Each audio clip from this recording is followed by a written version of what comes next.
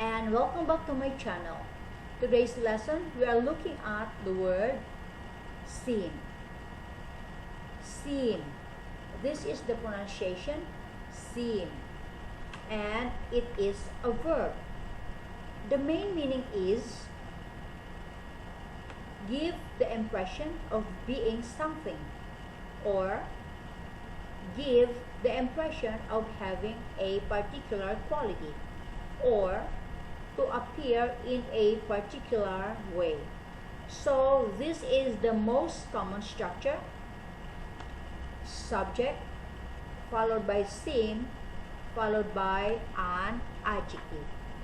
For example, Tim seems angry. So this means that Tim gives the impression of being angry. Alright? He's giving the impression of being angry. Tim appears to be angry. So his physical appearance gives him the impression of being angry. So we think that Tim is angry because of his appearance. So maybe he is angry, or maybe he is not. He is okay. So that is the important part of seem. It is our perception of something. So the other person is giving signs of something, or giving an impression of something, and we have a perception of that, but we are not necessarily right. To compare this, Tim is angry. When we say Tim is angry, then we are certain that Tim seems angry. Then we are certain, we have a perception that Tim is angry. Alright? So that is the important meaning of seem. Let's look at the form. Seem is a regular verb. So here is the present simple form. I seem, you seem, he, she, it seems, we seem, you seem, and they seem. So the only one that changes is the third person singular. It ends with s, with an s. He, she, it seems. The past simple seem with ed, and the past participle is also seemed with ed. Important: seem does not usually have a continuous form. It does not usually have an ing form, and this is because seem is considered to be a verb of the senses, similar to see, sound, smell, taste, hear, etc. Alright? Example: this is correct. Tim seems angry. But this is wrong. Tim is seeming angry. This is wrong. Okay? Seem does not have a continuous form, does not have this ing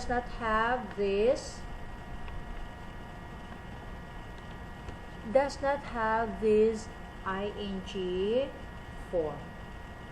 This is also wrong. Tim is seeming to be angry. Alright, this is also wrong. This is incorrect because seem does not have an ing form, right? The uses of seem. Seem can be a linking verb. There is also a structure.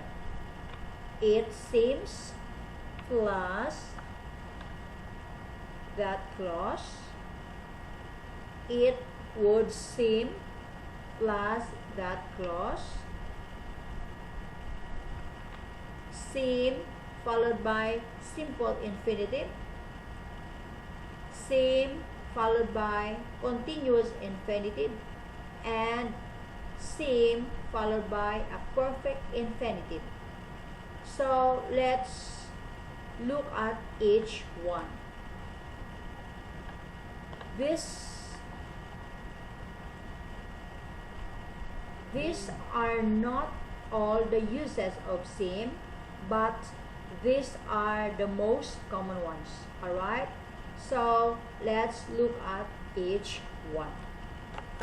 So seem is a linking verb, and it is also called a copular verb. Linking verbs are followed by adjectives and not an adverbs. Linking verbs can also be followed by noun phrases, and we'll look at both examples. A linking verb gives us more information about the subject of the sentence. So the form is subject followed by seem followed by adjective. And we've already seen this example. Tim seems angry. And now let's try to look at some more examples. So as a reminder, the meaning of seem is to give the impression of being something, or give the impression of having a particular quality. For example, Dan seems sad. So Dan is giving us the impression of being sad. Maybe he is sad, or maybe he is not, but he seems sad. Alright? You understand the meaning? We don't know if he is definitely sad, but he seems sad. He gives us the impression of being sad. Alright? The dog seems hungry. So this means that the dog is giving the impression that it's hungry. They seem tired. So, subject followed by seem followed by an adjective. Here we have an S. We have an S, but here there is no S. This is because this is a third person singular,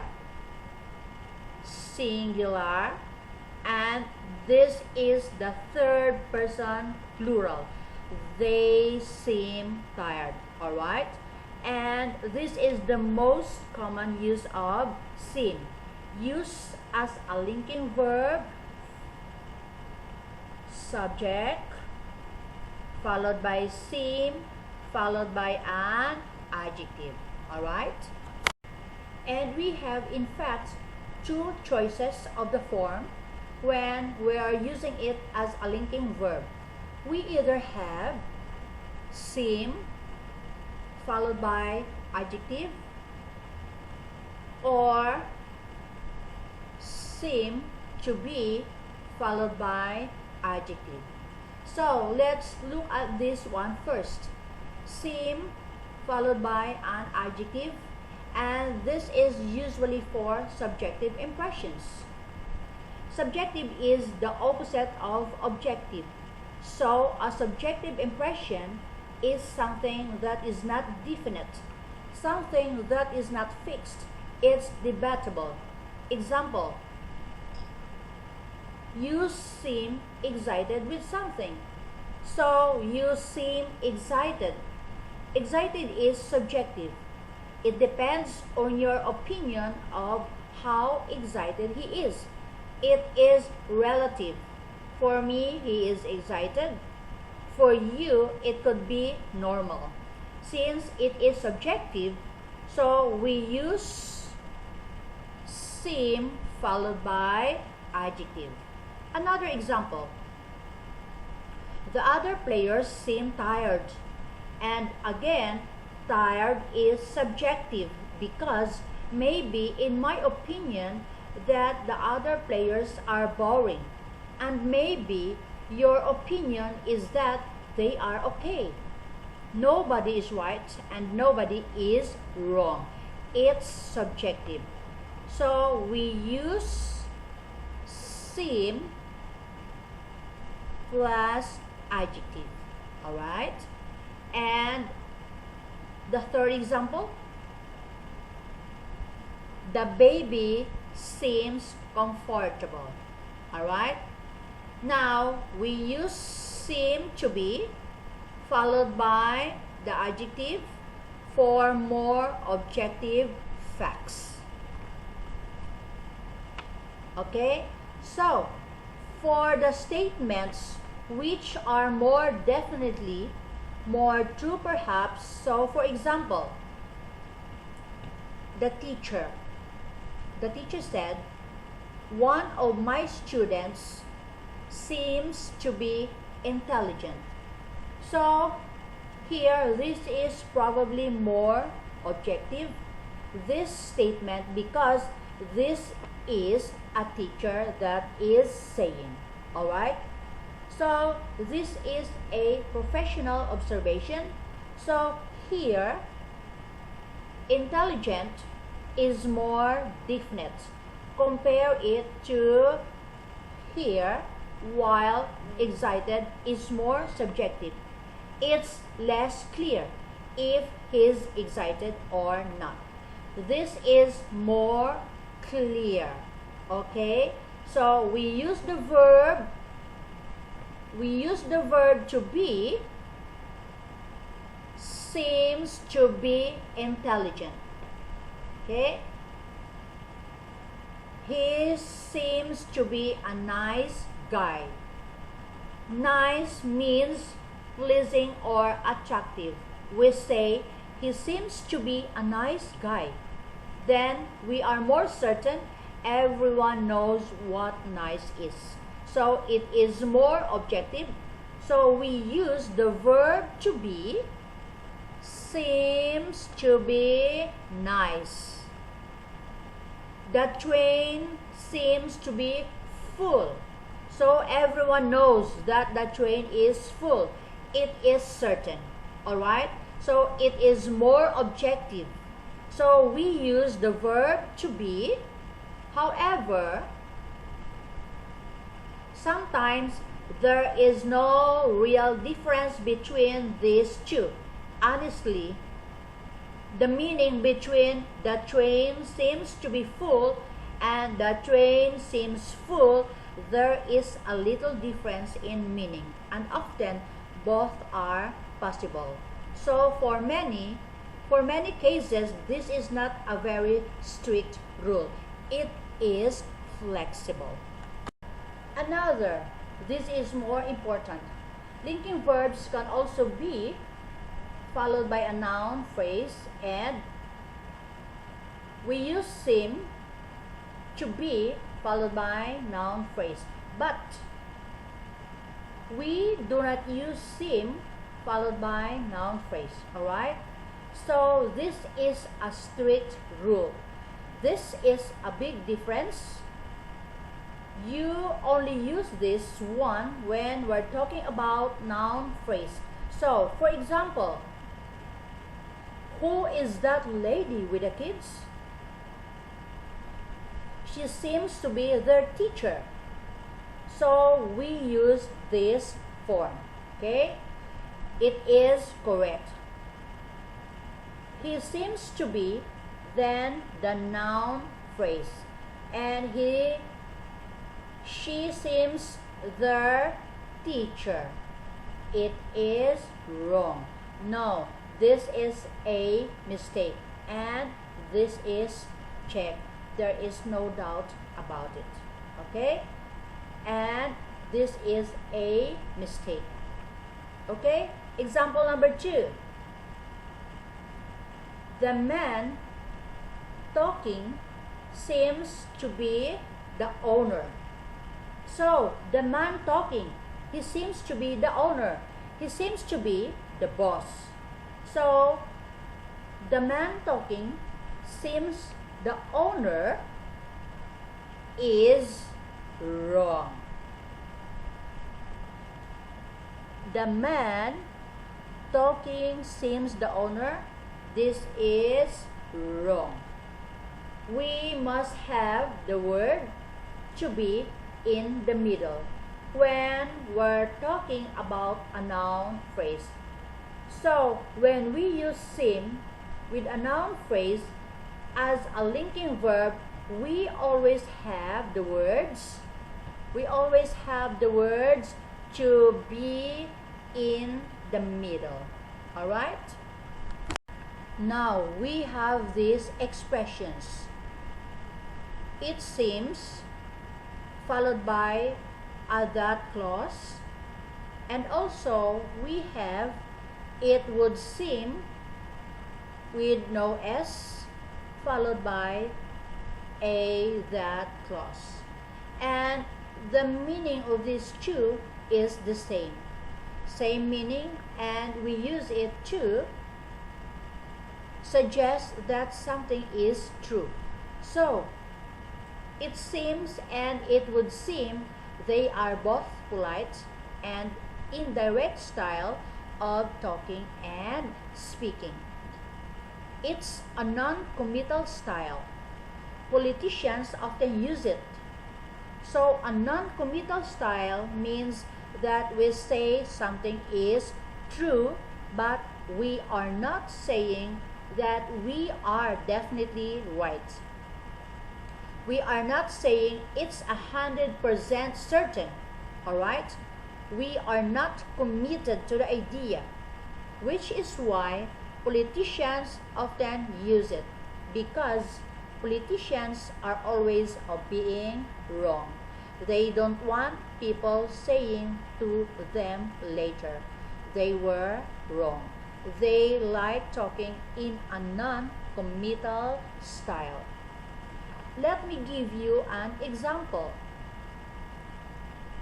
So, this is the father. Father said, "Someone has broken my eyeglasses." So, this is the father, and he says, "Someone has broken my eyeglasses." So, he is saying this to the people in the house. So, this is a normal way of saying it without saying, and notice this is a very direct style. The people in the house hear this. It's a little bit aggressive. They feel that they are being accused of breaking his eyeglasses. Okay? So, this is direct. But the father can also say,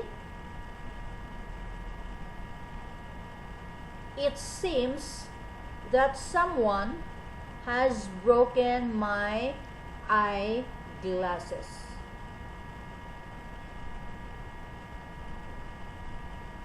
Okay, it seems that someone has broken my eyeglasses. Alright? So this is now more polite, and this is indirect. He is not really accusing anybody here. The father is not certain that someone has broken his eyeglasses because he's saying it seems. So this means that I have the impression that someone has broken my eyeglasses. but he's being very diplomatic.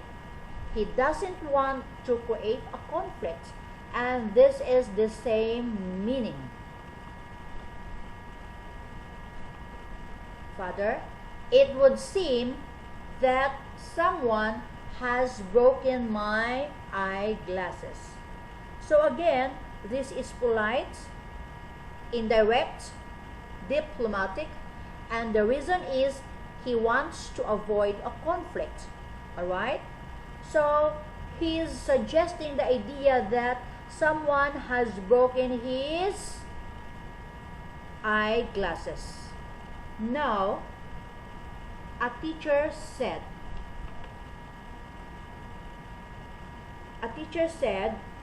in a direct style, she could say, the students are progressing.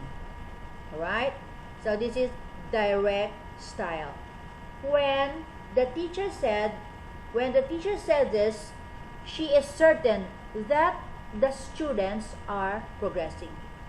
She is not saying maybe she is certain that the students are progressing. But the teacher don't like being certain because later someone could prove that she is wrong. So often the teacher would say this: it seems that the students are progressing. So later the students do progress. But if the students don't progress, she is not wrong because she only said it seems that the students are progressing. The teacher is saying this in a non-committal style. Alright? And she can also say it would seem that the students are progressing. So this is the same meaning. Alright? Seem plus infinitive. We can use seem with different types of infinitives. Seem followed by simple infinitive, or seem followed by continuous infinitive, or seem followed by perfect infinitive. Let's look at each one. So the simple infinitive. I'm sure you already know the simple infinitive. It means to give the impression of doing an action in the present. So the simple infinitive is simply to followed by the base form of the verb. Example: to cook. My mother seems to cook a vegetable soup. So this means that mother is giving an impression of cooking a vegetable soup. Or I have the impression that she cooks vegetable soup. John always seems to disturb his sister. So I have the impression that John disturbs his sister. Maybe it's just an impression. Maybe I'm wrong.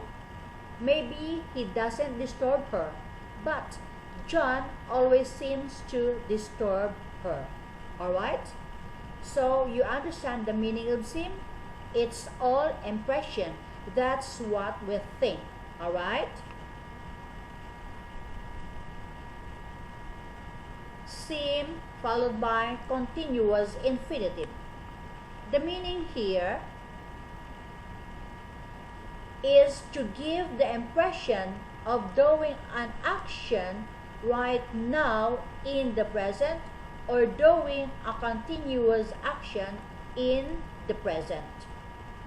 So this is the continuous infinitive, to be followed by the ing form of the verb. For example, to be cooking. So, ing.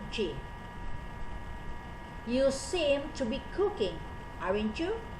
So I have the impression that you are cooking right now, aren't you? Yes. My neighbors seem to be fighting right now. So I have the impression that my neighbors are fighting right now. So right now, it seems to be fighting. Maybe I'm wrong. Maybe they are just talking loudly, but it seems they are fighting. Alright? And finally, seem followed by the perfect infinitive. This means to give the impression of having done an action in the past. So that's the impression even in the present, and our impression in the present is based done on action in the past. And the form is to have followed by the past participle. Example, to have played. Dan and Tim seem to have played basketball. So I have the impression that Dan and Tim have played basketball. That's what that means. I have the impression, maybe I'm wrong, maybe they haven't played basketball. And my grandfather seems to have worked in the farm. So I have the impression that my grandfather seemed to have worked in the farm. So maybe I'm right, maybe I'm wrong. So let's just look at the form here. We have, in sentence 1, we have to have. Here we have played. The verb is played and it is a regular verb. So the past participle is played with ed. And in the second example, we have here to have, and then we have worked, and worked is in the past participle. So we add ed since work is also a regular verb. If it is an irregular verb, for example, go, past participle is went, go, went, gone, or gotten. So we change the spelling. That is another use of seem. Another use of seem, but those are the most common ones. Alright? So guys, there we are. That's the end of this lesson. Hope you enjoyed it.